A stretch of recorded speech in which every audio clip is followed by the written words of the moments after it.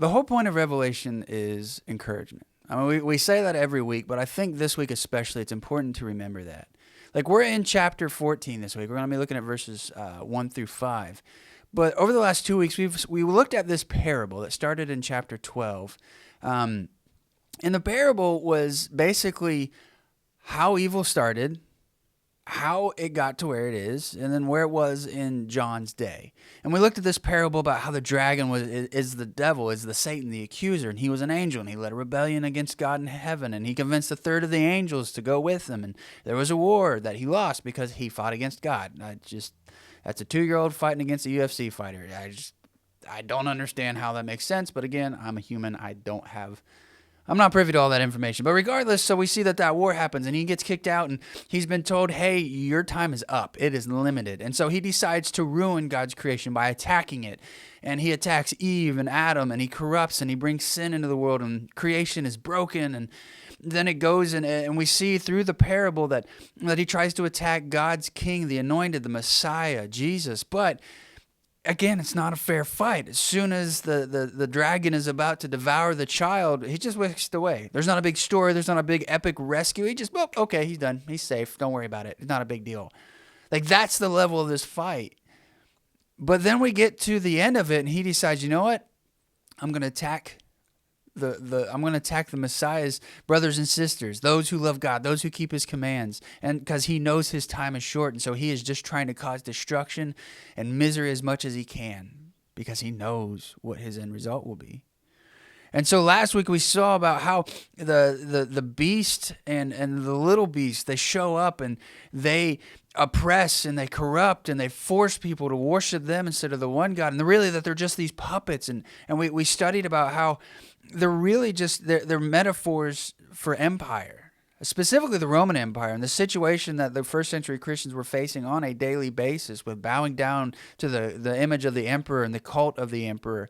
That was exactly what John was alluding to. It was word for word about how 666, if you spell out Emperor Nero in Hebrew or Aramaic, the numbers, if A is 1, B is 2, it's exactly 666. It is an allegory for the way the empire was destroying and torturing Christians.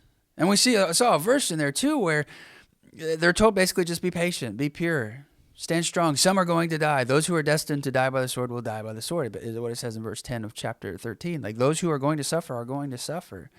And so we ended kind of like on this note of, what's encouraging about that? Like, everything in Revelation is built to encourage these suffering Christians. How is this encouraging?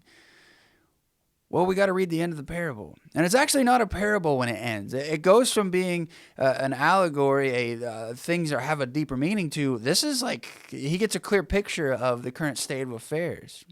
And so that's what we're going to read in verses 1 through 5. But this is a section where the context matters more than most. You could look at this and come to some really odd conclusions that are way, way off base. Like, you have to know the context to understand this. But once you see it, it's like, oh, okay, well, that makes perfect sense. And so we're going to look at a couple external things beyond just this very short section of Revelation to show you that not only is this referencing those, but all the times that John has referenced these things already. So let's go ahead and read it, and we'll break it down. So starting in verse 1, it says, "As I watched, there was a lamb standing on Mount Zion." The lamb is Jesus. "And with him were 144,000 who had his name, and the name of his Father written on their foreheads. I heard a voice from heaven, like the sound of many waters, and like the sound of mighty thunder. And the voice I heard was like harpists playing on their harps. And they were singing a new song before the throne and before the 4 creatures and the elders." Call back to chapter 4. "Nobody can learn that song except for the 144,000 who have been redeemed from the earth. These are the ones who have never polluted themselves with women. They are celibate. They follow the Lamb wherever he goes. They have been redeemed from the human race as the firstfruits for God and the Lamb, and no lie has been found in their mouths. They are without blemish." So, we see a lot of references to earlier in the letter. Like, we see the throne room of heaven again with the 4 creatures and the 24 elders. We see the 144,000. What is this in reference to? Well, it's actually a very direct play. Basically, all of 12, 13, and this part of 14 are a adaptation of sorts of Psalm 2. Psalm 2 is one of the messianic verses that early Christians love. They emphasized it a ton. If you read the Church Fathers, Psalm 2 is quoted a lot. So let's just read it, right? And as we read Psalm 2, be thinking about the other parts of Revelation that kind of line up with it, because there's a lot. We actually referenced it not too long ago with Jesus being the ruler who will rule the nations with a rod of iron. That's Psalm 2. So let's go ahead and read it, and we'll see how this is actually what John is referring to here, that we're seeing Psalm 2 fulfilled. So starting in verse 1, it says, "Why do the nations rage and peoples plot in vain? The kings of the earth set themselves, and the rulers take counsel together against the Lord and against his anointed, saying, let us burst their bonds apart and cast away their cords from us."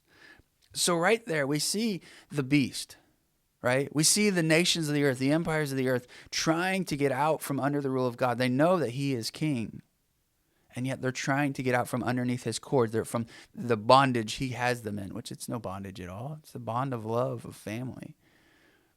But these puppet kings, these empires, these beasts of the dragon, they are raging against God. They hate God, and they hate his people. And so they are trying everything they can to wage war against God. And we see that over and over, where the people of God suffer. We see that over and over, where God's values, God's designs are bucked, ignored, and trodden upon. Let's keep going.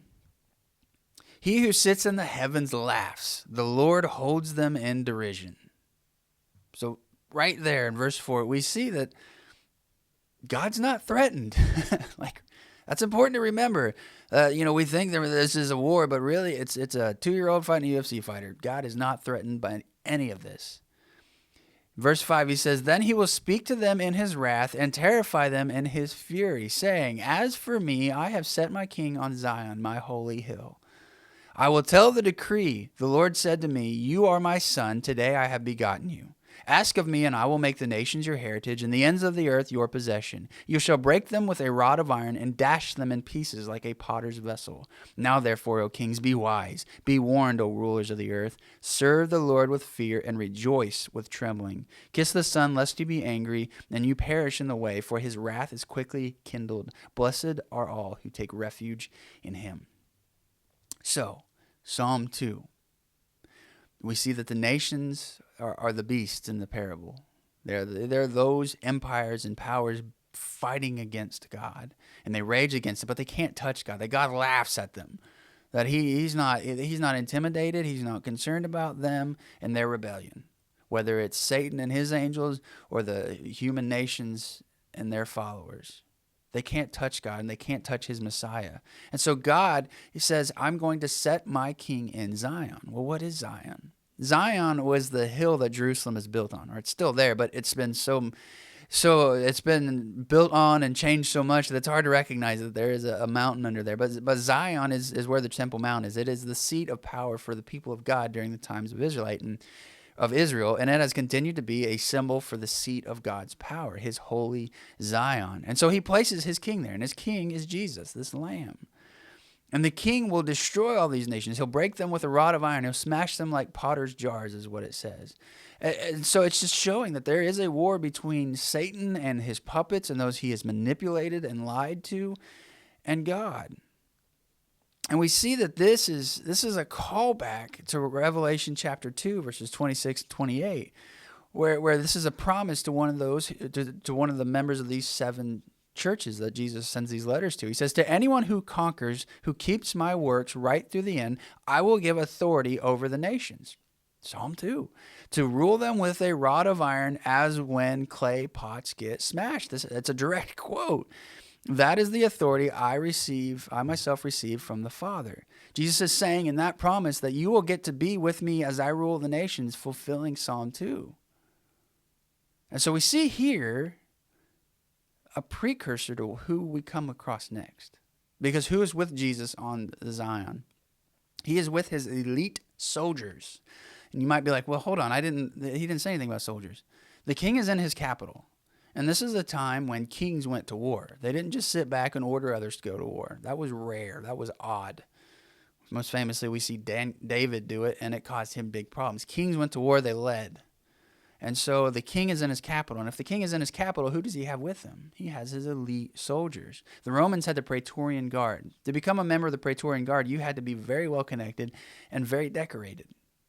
The Praetorian Guard was the most powerful unit of the Roman military. And they were so powerful and influential that they actually were the ones that chose a lot of the emperors when the throne was up for grabs.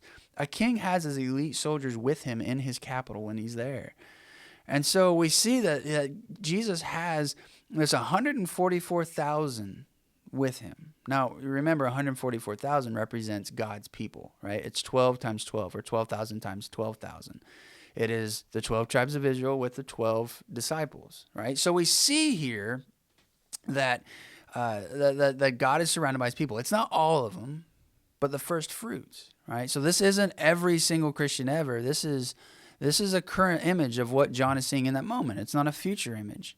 That Jesus has the first fruits of those who have suffered with him. It doesn't mean that there's literally 144,000, but he has God's people, his people surrounding him, and these are his elite soldiers. And we see that there's going to be other pieces of context that clue us into that. And so we see that these 144,000, they have the name of God and Jesus on their foreheads. This is showing that they are the opposite of those who caved to the beast, that those who are bending the knee to Satan and his puppets, that they would receive the mark of the beast. The beast had profanity on their foreheads. Those who are with Jesus have the name of God. And this is, again, a callback to the 7 letters that Jesus promises in chapter 2 and chapter 3 that they would receive a new name, the name of God, and they would receive it. So this is an image of those who have conquered. You know, these are fighters. These are warriors for Jesus, not in the sense of fighting physical battles, but fighting those spiritual battles, of conquering. That's the language that Jesus has used and promises all the way up to this point. And then he says that there's no lie in their mouths at the end of this section. Again, who's the father of lies? Satan. What does he do? He lies to people. He tries to keep you away from the things of God. And when your mind goes there and you discover it, he lies to you about it. That is what Satan does. He is the father of lies. And then we get to the weird part. They're celibate. What does that mean? This reminds me of the story a comedian Michael Jr. told. He said that when he became a Christian, he wanted to read the whole Bible all the way through. And so he got to the New Testament, and he got to the end of the book of Matthew, and Jesus died for him. He said that was like the first time I'd ever heard of that. It was crazy. It blew my mind. And then he turned to the next page and read Mark, and at the end of it, Jesus died again. And then the book of Luke, and then the book of John. Like, he keep killing this dude. It's like, what? Why does he have to keep dying? And, you know, if you're familiar with your Bible, you know that there are 4 different accounts of the same story. They're not it's not repetitive. They're not the same story. They're 4 different versions of the same story. Jesus doesn't die 4 times. But if you don't know the context, well, yeah, you could come to that conclusion. And so we see here with them being celibate, this is showing that they truly are warriors, right? Jesus has talked about that those who conquer will be given this right to do exactly what we're seeing, that they'll be given the new names, that those who remain pure, they'll be given white robes, etc., etc. But one of the things that soldiers did in the nation of Israel was when they went to war, it was viewed as a holy thing. It was a sacred thing. You didn't just go to war because you wanted to or because you had. It was a sacred thing. You were either defending God's people or you were doing what God has commanded you to do. And therefore, there were rules within the law of Moses about remaining pure. You had to be pure, ritually pure. And Deuteronomy 23:9 tells us that when you are encamped against your enemies, you shall guard against every evil thing. Now, on face value, without reading the rest of that chapter, you'd be like, well, that just means don't do bad things. In context, it's very, very explicitly stated and not very PG that this means no sex. This means you must be celibate during the time you are at war. And we see this played out throughout the Old Testament. 1 Samuel 21:5, David answering a priest who's asking if his soldiers are pure. He says, "Indeed, women have been kept from us, as always, when I go on an expedition. The vessels of the young men are holy, even when it is a common journey. How much more today will their vessels be holy?" He's saying, like, anytime we go out to war, even if it's just a small expedition or a small trip, my men stay holy. They stay pure. They don't sleep. They don't have sex. That's what this is. So when it says that they're celibate, that they're not having sex, that that means that these are people who are holy. They are pure. The thing to take away from this is not the celibacy. It's that they're pure. They're pure. Like that is what the call throughout the 7 letters have been. That's what the call throughout all of Revelation has been, was to remain pure. Don't become defiled. Don't become corrupted. Don't give in. Don't mix with the things of the world, the things of Satan. Remain pure because you are a warrior. You are a fighter, and you have to conquer. You conquer through his strength, but you have to conquer. Because if you conquer, then you get to see what God truly wants for you. Then you get to spend eternity as part of God's people, living in the place he created for you, directly in his presence, with no more suffering, no more pain, no more dying, no more bullies, no more empires, no more countries abusing the weak, no more afflictions, none of that. It's all gone. But you have to conquer. You have to remember that you are a warrior, and a warrior remains pure when they are on the battlefield. And you are in a battle. So, guard your hearts. This doesn't mean we all have to be celibate. That's not what that means at all. This just means you have to stay pure. So if you have any questions, reach out to me. Otherwise, see you next week.